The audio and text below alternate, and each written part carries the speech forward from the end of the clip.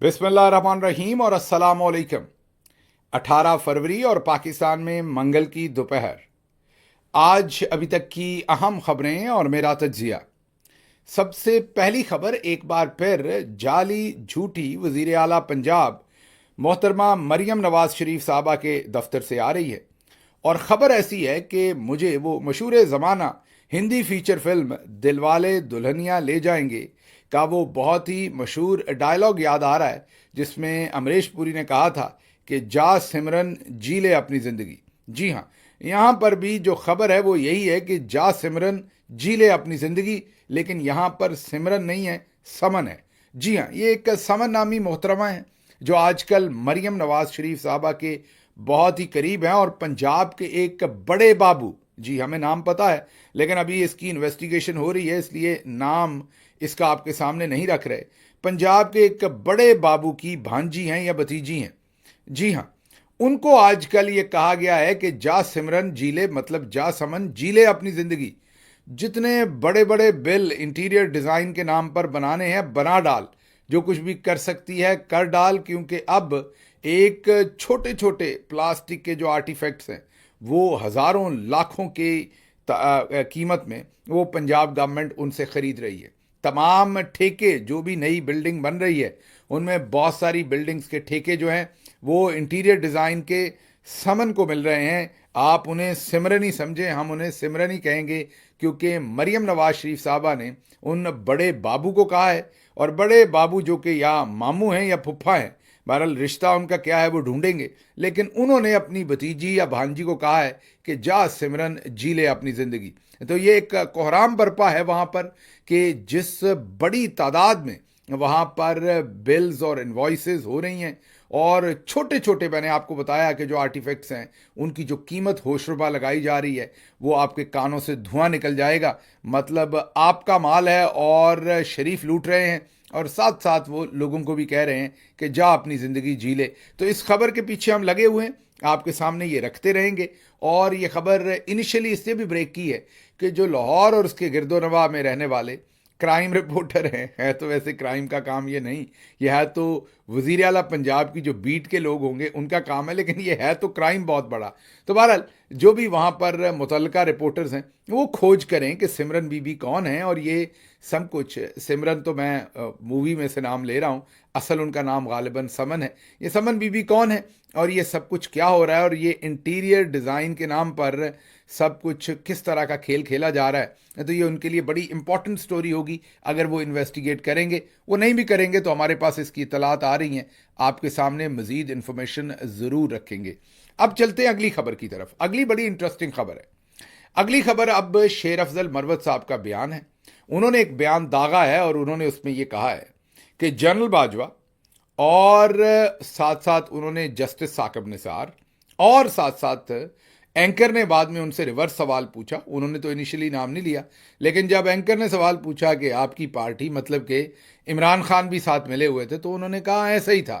तो ओवरऑल उनका जो स्टेटमेंट है उसका मतलब यही बनता है कि जनरल बाजवा, जस्टिस साकिब निसार और इमरान खान ने मिलकर नवाज शरीफ को जाली झूठे तरीके से सज़ा दिलवाई। मैं दोबारा कह दूं कि इमरान खान साहब का उन्होंने डायरेक्ट नाम नहीं लिया, लेकिन इनडायरेक्टली जब एंकर ने सवाल पूछा तो उनका जो जवाब था उसमें उन्होंने उन्हें भी इम्प्लीकेट कर दिया। तो अब मरवत साहब ने कहा क्या है, उनकी स्टेटमेंट्स क्या हैं, ये आपके सामने रखते हैं, उसके बाद इस पर थोड़ा तज्जिया करते हैं। सुनिए।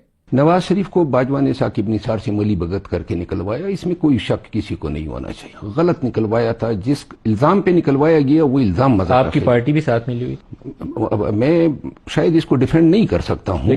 मैं तो जब से निकाला गया हूँ आज भी ये नारा मैंने बुलंद किए कि मुझे क्यों निकाला, कोई जवाब देना। ये तो फिर आपको मियाँ साहब का भी एहसास हो रहा होगा, उन्होंने भी एक वक्त में कहा था कि तो मियाँ साहब को जिस इल्जाम पे निकाला गया वो इल्जाम तो गलत था ना। अच्छा, मियाँ साहब को जिस पे निकाला गया कि बेटे से तनख्वाह क्यों ले रहे हो, ऐसा नजर नहीं आ रहा है। जब तक मियाँ नवाज शरीफ साहब नहीं चाहेंगे खान की रिहाई मुमकिन नहीं है। ये आपने सुनी है उनकी जो 2-3 स्टेटमेंट्स हैं, वो आपने सुन ली आगे पीछे कि वो क्या फरमा रहे हैं। अब इसमें कोई आपको ये तो दो राय नहीं रह गई, क्योंकि मैं इस पर ज़्यादा मरवत साहब वाले मामले के ऊपर मैं ज़्यादा तज्जिया करना नहीं चाहता, क्योंकि जाहिर है पार्टी डिसाइड कर रही है चीज़ें। उनको फ़िलहाल पहले शोकास दिया गया था, फिर पार्टी से निकाला गया है, अब वो दोबारा शायद कोशिश कर रहे हैं कि उन्हें पार्टी में वापस लिया जाए। तो जो भी पार्टी फैसला करेगी मुझे तो वो कबूल होगा। लेकिन ये वो बयानिया है जो नून लीग का था पहले दिन से। नून लीग इस बयानिए को गदला कर रही थी। हजूर ये हैं वो ज़राए, कतरी ख़त और लंदन के अपार्टमेंट्स। मेरी लंदन तो क्या, पाकिस्तान में कोई प्रॉपर्टी नहीं।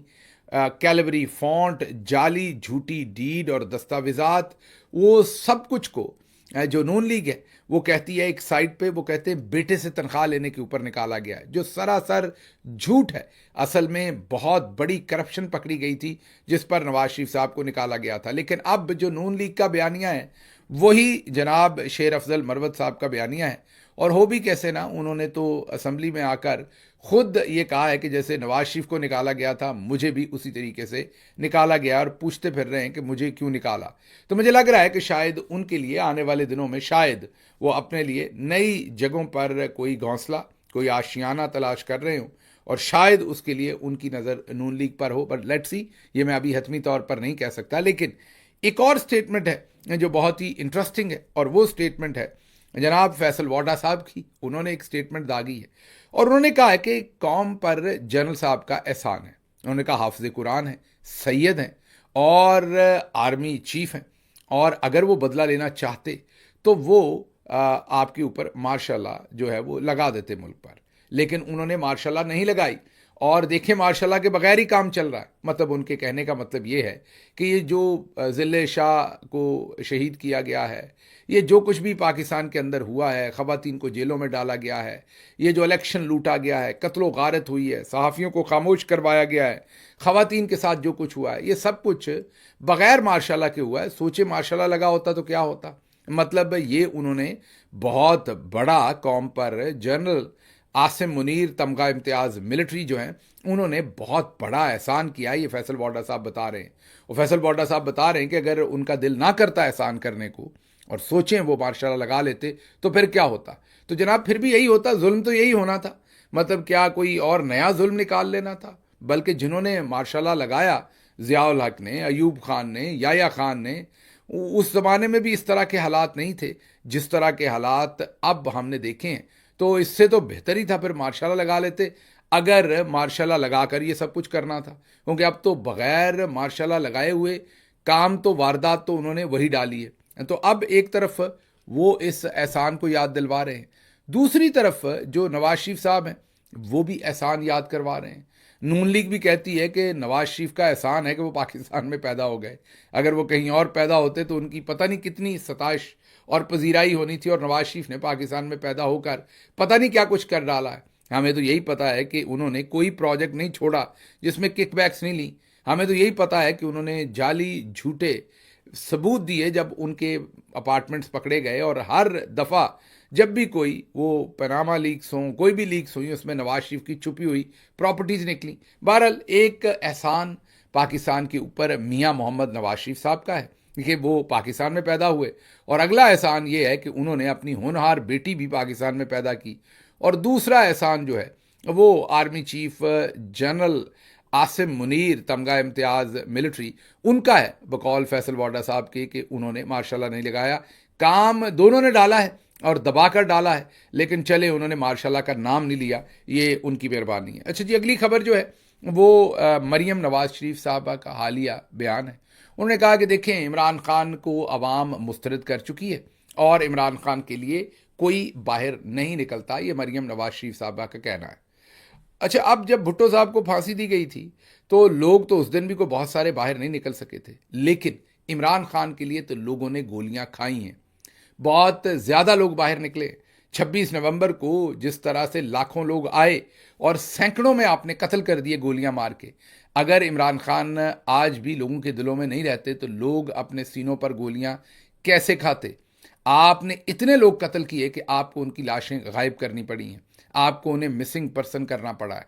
लेकिन बहरहाल अगर फिर भी आपको किसी किस्म की कन्फ्यूजन है तो आप ज़रा एक खुला जलसा करने की इजाज़त दे दें। इमरान खान तो जेल में है, आप जलसे की इजाज़त दें और फिर आप देखें अवाम क्या करती है। और बेशक पाकिस्तान तहरीक इंसाफ का कोई लीडर ना हो, सिर्फ इमरान खान की कॉल होगी जेल में से कि इतने बजे पहुंचे, और वहां पर अगर कोई लीडर भी ना पहुंचे तो आप देख लीजिए कि अवाम किस कदर और किस नंबर में निकलती है। लेकिन मुझे ख्वाजा आसिफ का वो मशहूर ज़माना डायलॉग याद आ गया, डायलॉग नहीं बल्कि वाकया, जब उन्होंने कहा कि अवाम नहीं निकलती। उन्होंने कहा कि ये नवाज शरीफ साहब हॉस्पिटल में होते थे, बाहर 10-12 बंदों से ज़्यादा बंदे जो हैं वो इकट्ठे नहीं होते थे।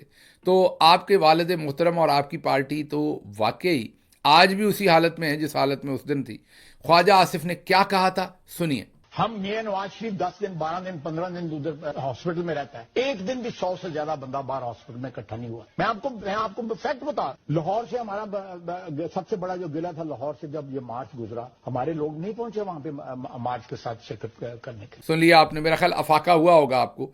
अब चलते हैं आगे। एक बहुत ही खतरनाक किस्म का बयान, ट्वीट दाग दिया है जनाब शाहीन सहबाई ने।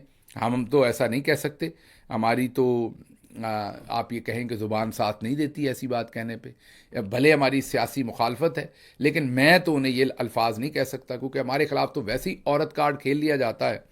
और अगर हमने कोई ऐसी बात कर दी होती तो ये औरत कार्ड हमारे पीछे तो ऐसे डाला जाना था कि जैसे पता नहीं कोई बहुत बड़ा जुर्म कर दिया। लेकिन अब हमने तो रिपोर्ट करना है, क्योंकि जाहिर है मामला जो हैं वो सामने हैं कि अब जो शाहीन सहबाई हैं बहुत ही सीनियर जर्नलिस्ट हैं, एडिटर रहे हुए हैं। बहुत सारे बड़े बड़े जुगादरी सहाफ़ी जो आपको आज नज़र आते हैं, उनके ये उस्ताद मोहतरम रहे हैं सहाफ़त के। इन्होंने उन्हें सहाफ़त सिखाई है, उन सब ने इनसे सहाफ़त सीख कर की है। अब उन्होंने एक ट्वीट किया है, उन्होंने कहा कि ये तस्वीरें पीछा नहीं छोड़ेंगी। बेटी ये क्या हो रहा है, ये टाइटल है उनके स्मॉल आर्टिकल, कॉलम कह लें, उनकी तहरीर का। जिसने भी ये तस्वीरें लगाने का हुक्म दिया, इसने मरियम नवाज को जनरल रानी जैसी हसीनाओं की सफ में खड़ा कर दिया। शाहीन सहबाई साहब कह रहे हैं कि अब मरियम नवाज शरीफ साहबा जो है वो जनरल रानी, जी हाँ जनरल रानी, वो मशहूर मारूफ कैरेक्टर है जो याया खान के साथ रिलेशनशिप में थी, और एक बदनाम ज़माना वो उनकी जो एक आप कहें कि एसोसिएशन है, या वो कोई बहुत ही मुस्बत अंदाज में तारीख़ उनकी एसोसिएशन को याद नहीं करती। बहरहाल उन्होंने कहा कि हसीनाओं की साफ में खड़ा कर दिया जो किसी भी बड़े आदमी के साथ तस्वीर खिंचवा कर बाकी सारी हसीनाओं को जलाया करती थी। अगर ख़ुद मरियम ने यह ख्वाहिश जाहिर की तो उनका दिल तो बहुत खुश होगा। वो आज फिर एक बंदूक वाले की नज़रों में समा गई हैं। मगर ऐसी ख्वाहिश एक नाचने या गाने वाली तो कर सकती है, मगर ये तो 14 करोड़ अवाम की लीडर बनती हैं। क्या वो इन 14 करोड़ कीड़े मकोड़ों को बताएंगी वो किस मिशन पर है? ये जो इन पर लचा लचा कर, उन्होंने लजा नहीं, मेरे ख्याल लचा लचा लिखा है, ये जो इन पर लचा लचा कर मुस्कुरा कर नज़रें डाल रहे हैं और वो शर्मा रही हैं, ये तो कुछ दिन में या महीनों में रिटायर होकर मुल्क से फरार हो जाएंगे। तो मोहतरमा फिर आपकी तरफ कौन देखेगा? एक फ़ौजी कप्तान को तो आपने इस्तेमाल करके घर से निकाल दिया, बेचारा कमज़ोर था, कंबल उठाकर चला गया। अब आप नानी होके एक जनरल साहब से शर्मा रही हैं। वो नहीं तो उनके वालिद साहब ही आप अपने ख़ानदान की इज़्ज़त का भरम रख लें और पूछ ही लें कि बेटी ये क्या हो रहा है। मगर क्या वहाँ भी सौदा हो चुका? अगर हो गया तो बता दें किस कीमत पर? इन सवालों का जवाब आप सबको देना ही होगा। बहुत ही सख्त ट्वीट है। मैंने आपको दोबारा बताया कि पॉलिटिकल मुखालफत मेरी है, मैं तनकीद करता हूँ, लेकिन ये सब कुछ मैं नहीं लिख सकता। मैं एक तरफ मरियम साहबा है, वो खातून है, मैं उनका एहतराम करता हूँ। दूसरी तरफ शाहीन सहबाई हैं, बहुत ही सीनियर जर्नलिस्ट हैं, बहुत ही सीनियर जर्नलिस्ट हैं, मैं उनका भी बहुत एहतराम करता हूँ। इसलिए इस पर मैं कोई तज्जिया नहीं दूंगा। उन्होंने जो अपने ट्वीट में लिखा वो आपके मैंने सामने रख दिया। उन्होंने मरियम नवाज शरीफ साहबा को जनरल रानी से तशबीह दी है। अब ये उन्होंने दुरुस्त दी है, गलत दी है, आप इस पर क्रिटिसाइज़ करना चाहते हैं, क्या करना चाहते हैं, ये आप पे छोड़ता हूँ। मैंने जैसे पहले भी कहा कि ये थोड़ा सा कुछ ज़्यादा सेंसिटिव टॉपिक है, या ज़्यादा ऐसी सिचुएशन है कि इस पर अगर मैं ज़्यादा कमेंट करूँगा तो हो सकता है कि वो मेरे लिए मुनासिब ना हो। अच्छा जी, अगली खबर जो है वो ये है कि जो फैसल वाडा हैं उन्होंने एक नया बयान दिया है। उन्होंने कहा है कि जो शेर अफजल मरवत हैं वो मेरी पार्टी से हैं। जी हाँ, क्योंकि वो बार बार पूछ रहे थे कि मुझे क्यों निकाला, तो जाहिर है जब निकाल दिया तो किसी अगली पार्टी के लिए भी तो बातचीत होनी है। तो फैसल वाडा साहब ने खुद से क्लेम किया कि शेर अफजल मरवत मेरी पार्टी से हैं। अब फैसल वाडा साहब का तो सबको पता है कि वो किस पार्टी से हैं, तो जब वो ये कह रहे हैं कि वो मेरी पार्टी से हैं, मतलब कि इस्टेब्लिशमेंट की तरफ वो इशारा कर रहे हैं। लेकिन अब मुझे नहीं पता कि मरवत साहब ये एक्सेप्ट करते हैं टाइटल के वो उनकी पार्टी से हैं या नहीं है, ये मेरे इल्म में अभी तक नहीं है। लेकिन शेर अफजल मरवत साहब का एक और बयान जो है वो सामने आ रहा है। उन्होंने कहा मैं ही खान हूं, मैं ही पीटीआई हूं और मैं ही लोगों को लीड करूंगा। तो उन्होंने अपने आप को एक मुतबादल लीडरशिप के तौर पर पेश किया है। देखते हैं, आपके सामने मैंने उनके बयान रख दिए हैं। तज्जिया मैं कोई नहीं कर रहा, इसलिए नहीं कर रहा कि उनको ये ना लगे कि मैं कोई एजेंडा ड्राइव कर रहा हूं। आपके सामने उनके तमाम बयानात रख दिए हैं, फैसल वाडा के भी रख दिए हैं, और उनका ये बयान जिसमें उन्होंने आलमोस्ट एक्यूज कर दिया है जनरल बाजवा को, साकिब निसार साहब को और पाकिस्तान तहरीक इंसाफ को कि नवाज शरीफ को जाली झूठे केस में निकलवाया था और नवाज शरीफ को विंडिकेट करने की उन्होंने कोशिश की है। वो बयान भी उनका हमने आपके सामने रख दिया है। अच्छा जी, अगली खबर जो है वो कैप्टन सफदर मैदान में आ गए हैं। हमने क्योंकि शाहीन सरवाई साहब का आपके सामने रखा है जो ट्वीट, तो ये नामुनासिब होगा कि कैप्टन साहब का हम आपके सामने बयान ना रखें। कैप्टन सफदर मैदान में आए, उन्होंने कहा कि मरीम नवाज शरीफ साहबा ने पंजाब को सजा दिया। मतलब वो कहना ये चाह रहे हैं कि एक चीफ मिनिस्टर के तौर पर उन्होंने बहुत ही बेहतरीन काम किया है और पंजाब को उन्होंने सजा दिया है। उन्होंने साथ ये कहा है कि आप तनकीद करें, उनकी गवर्नेंस पर तनकीद करें, लेकिन आप ज़ातियात के ऊपर जो है वो तनकीद बिल्कुल ना करें, ये उनका कहना है। और अब मैं इसके ऊपर कुछ ज़्यादा कह नहीं सकता क्योंकि जाहिर है अगेन फिर उनका बयान है। उन्होंने कहा कि ज़ाती हमले जो है वो आपने नहीं कर रहे। अच्छा जी, आज मरीम नवाज शरीफ साहबा जो है वो आज तशरीफ़ लेकर जा रही हैं नारोवाल, जहाँ पर हमारे पास इत्तलात ये हैं कि डीसी को अहकामात थे कि उन्होंने डरा धमका के लोगों को एक जगह पर इकट्ठे करना है और एक जलसे का माहौल बनाना है। अब मुझे नहीं पता वाकई मरीम साहबा वहाँ जाती हैं नहीं जाती, वाकई कोई ऐसा प्लान है कि नहीं है। ये हमारे जो सूत्र हैं, हमारे सूत्रों के अनुसार हमें हमारे सूत्रों ने, मतलब सोर्सेज ने क्लोज टू जो चीफ मिनिस्टर ऑफिस हैं, उन्होंने ये बताया कि आज नारोवाल का इन्होंने रुख करना है और वहाँ पर डीसी को सख्त ड्यूटी लगाई हुई है और शायद नारोवाल जो है वो मरीम नवाज कोई 4 बजे के करीब वो वहाँ पर पहुँचेंगी और वहाँ पर जो ड्यूटी है उनकी वो डीसी की वो ये है कि ज़बरदस्ती लोगों को लेके आना और थोड़ा सा जलसे का माहौल वहाँ पे बनाना है। अब हमारे इल्म में नहीं है कि जलसे का माहौल जो है वो बन सकता है कि नहीं। इसके साथ साथ आज जो लंच है वो फवाद हसन फवाद के साथ मरीम नवाज शरीफ साहबा करेंगी। ये हमारे सूत्रों ने बताया है कि आज का जो लंच है मरीम नवाज शरीफ साहबा का वो फवाद हसन फवाद साहब के साथ है और देखते हैं कि उसमें आज क्या चांद चढ़ता है, उस लंच के अंदर क्या प्लानिंग की जाती है। लेकिन आज का लंच वो उनके साथ बैठ के करेंगी। तो ये कुछ खबरें आ रही थी, आपको ये बतानी थी कि आपको ये कम अज़ कम पता हो कि दूसरी तरफ क्या हो रहा है। अच्छा जी, अब टोरंटो से एक ख़तरनाक खबर आ रही है और वो ये है कि वहाँ पर एक जहाज़ क्रैश किया है डेल्टा एयरलाइन का। आपको पता है नॉर्थ अमेरिका में पिछले दिनों भी एक हादसा हुआ जिसमें कोई 64 के करीब लोग जो हैं वो जाँ बहक हो गए और एक हादसा ये दूसरा हुआ है टोरंटो में। डेल्टा एयरलाइन का एक जहाज़ जो है वो उल्टा हो गया बिल्कुल लैंडिंग करते हुए, लेकिन शुक्र इसमें यह है कि इसमें तमाम पैसेंजर जो हैं वो ठीक रहे, ज़ख्मी हुए लेकिन जान बच गई है सबकी। तो इसकी भी बड़ी खौफनाक तस्वीर वहाँ से आ रही हैं। आजकल बहुत ज़्यादा ईस्ट कोस्ट जो है like New York, Washington DC, Toronto, ये वाले जो सारे इलाके हैं इनमें सख्त सर्दी है आजकल और काफ़ी ज़्यादा बर्फ़बारी भी हो रही है आगे पीछे को 2 दिन पहले 2 दिन बाद, और इसलिए सख्त मौसम की गिरफ्त में ये सब कुछ चल रहा है। अच्छा जी, अगली खबर जो है वो शाहिद हसन सिद्दीकी, उन्होंने कहा है कि क्या आपको नहीं पता, आवाम को नहीं पता कि ईरान का तेल आज भी स्मगल होकर आ रहा है। उन्होंने कहा कि ये कोई छोटी मोटी डब्बी में तो आता नहीं है कि जेबों में आता है, ट्रकों में भर के आता है, कंटेनर्स में भर के आता है, बड़े बड़े ट्रेलर्स में आता है। तो जाहिर है जो सरहद के ऊपर हैं उनका इशारा ये है, उन्होंने लफ्ज़ तो नहीं इस्तेमाल किया, उन्होंने कहा जाहिर है उनकी जेबें गर्म की जाती हैं तो ये स्मगलिंग होती है। कल ही शहबाज राणा साहब की स्टोरी थी कि कोई 2 दर्जन के करीब अब चेक पोस्टें बनाई जाएंगी दरियाए सिंध पर स्मगलिंग रोकने के लिए, और उस पर रिटायर्ड फौजी अफसरान जो है वो ड्यूटी देंगे। तो जो हाजिर सर्विस ड्यूटी दे रहे हैं वहाँ से तो स्मगलिंग रुक नहीं रही। आर्मी चीफ के अहकामात के बावजूद स्मगलिंग नहीं रुकी, बल्कि स्मगलिंग जो है वो बढ़ गई है। मुझे यहाँ से इजाज़त दीजिए। इसके साथ ही अल्लाह आपका हामी और नासिर हो। पाकिस्तान जिंदाबाद।